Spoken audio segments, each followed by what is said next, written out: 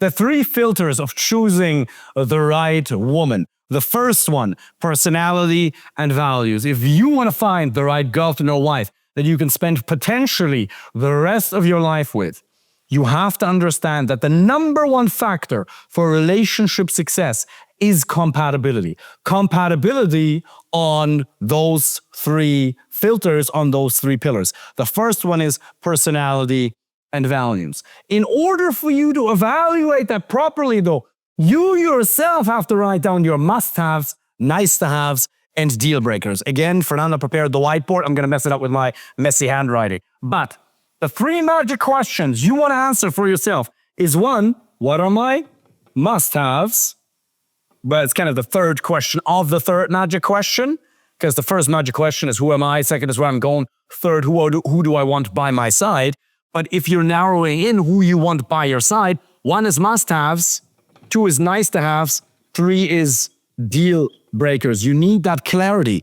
In terms of personality and values, there's obviously your individual ones. That's why you got to write that list. But there's a couple of universal ones. High self-esteem, I would say, is the number 1. Does she like herself? Can she apologize? Is she secure within herself?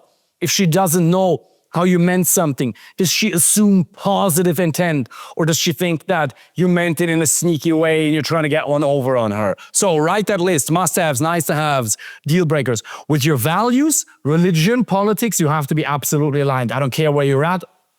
I'm rather independently thinking myself. I think an idea should not be evaluated based on the ideology it's attached to, but based on its own merits, based on its own values. I do have my own preferences, but I think we got to be able to be independent thinkers. But wherever you are, she needs to believe the same. Personality and values is the first one. The second one is looks.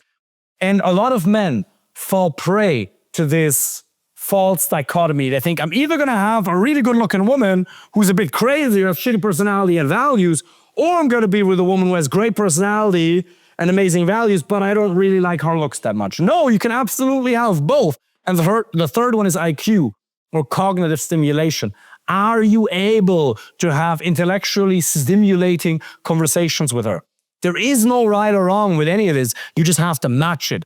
Looks are largely subjective. Yes, there is objectivity to looks for sure, but personality values and IQ, they also matter. Now, it is very important that you aim high, not delusionally high, but that you aim high. Really ask yourself, if I could snap my fingers and have the most amazing woman, somebody who truly loves me, who is nurturing, caring, kind, energy, supporting, loving, loyal, somebody I can build a family with, or maybe she already has kids, maybe I have kids, what would that look like? Write that down and dream big. Don't limit yourself. Because one of the biggest traps that you can fall into as a man is to live a life of quiet desperation. And you will end up living a life of quiet desperation if you settle. Now, what's the prerequisite for getting a woman who scores high in personality, high on looks, and high on IQ? It's to take action. You need a lot of volume. You need a lot of action. How can you take action? Well, your mindset has to be on point. If you're just relentless enough, if you just keep going, you become a good communicator and get enough quality options to choose from, you disqualify a lot, and then you're going to end up with somebody who scores really high on all of these. What I would like to encourage you to think about is not just a scale of 1 to 10. People think of a scale of 1 to 10 in looks. Where is she on a scale of 1 to 10 in terms of looks? Well, it's much better to actually think of a scale of 1 to 30. 10 for here, 10 for looks, 10 for personality and values. And then you rate, okay, where am I actually at? Because this is not about getting a perfect 10. Any man who talks about a perfect 10 is lost. There are no perfect 10s. You can find something wrong with anybody, but scale it. And by the way, if you want the ultimate hack towards physical attractiveness, it's actually not a scale. Let me do this. It's actually not a scale.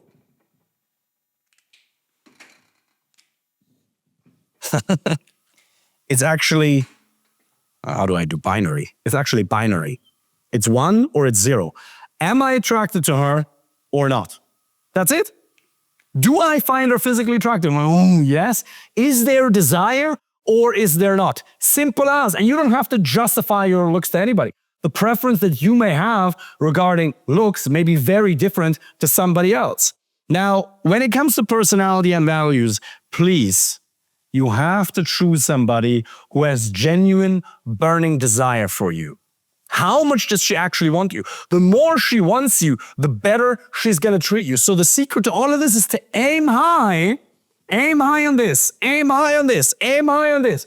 But then once you have that level of audacity, you have to be willing to back it up with consistent strategic action. You can have anything you want as a man.